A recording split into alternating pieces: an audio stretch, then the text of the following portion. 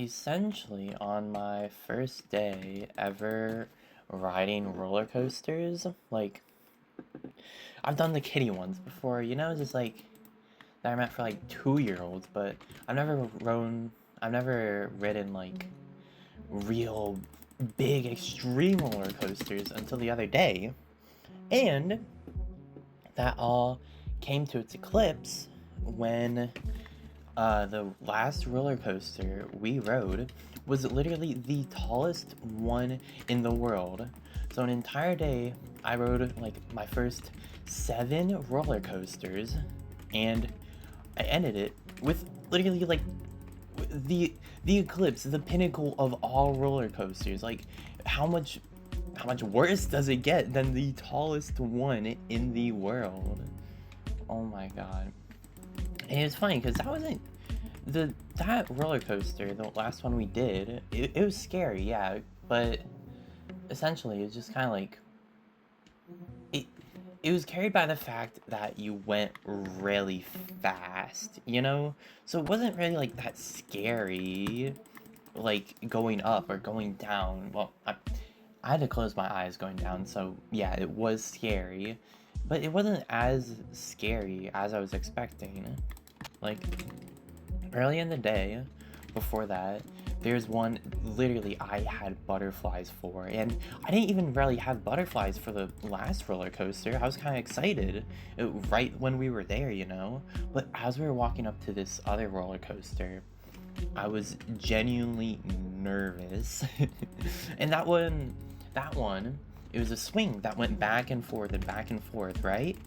But the thing is that you weren't just you didn't just get perpendicular to the ground. You were at like an 100-degree angle compared to the ground. So you were a little bit like I can't even describe it. It was just so freaky though, and it was so scary because when it was going up, when you went to the top, you like floated a little bit at the top, and it was scary as hell, bro.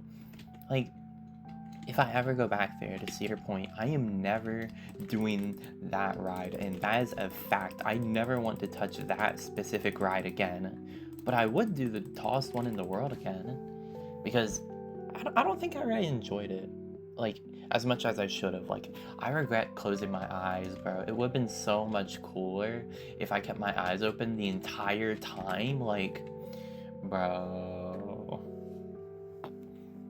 man. That was kind of a theme throughout the day. Like, the first one is the one I remember the most because, basically my first roller coaster, and I had to tell myself throughout the entire ride, I was in awe, just open mouth, in absolute surprise of how it was going, and the fact that I was actually kind of handling it. But what really made it so that I could even handle it was what I was telling myself. In my head, during the entire ride, that first ride we did, this wasn't the swing, this wasn't the toss ride, it was just the first one we did that day, and essentially my first ever roller coaster. I was just saying in my head, light work, no reaction. And that actually worked, bro.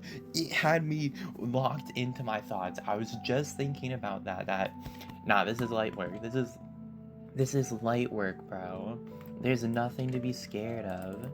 And oh my god. Oh my god, it was a bit scary because that first one we did, I forget its name, but it had a loop-de-loop. So I got the full roller coaster experience with me going like upside down for a second there.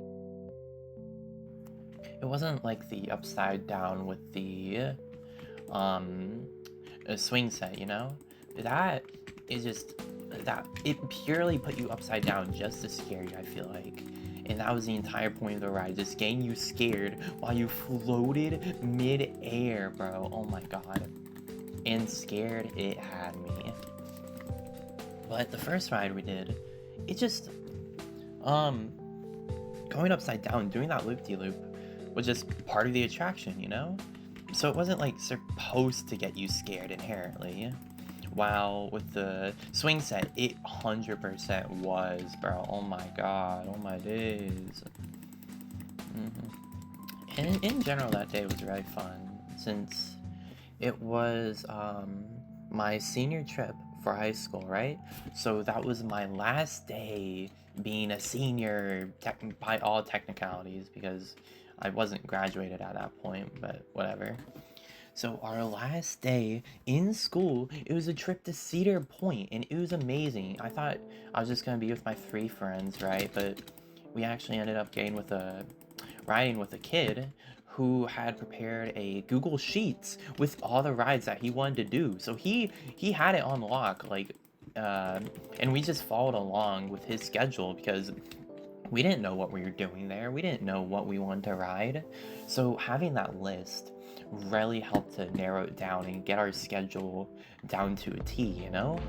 And oh my god, our schedule was perfectly timed. I swear to God, like, just down to the minutes. I feel like we timed everything one after each other just perfectly.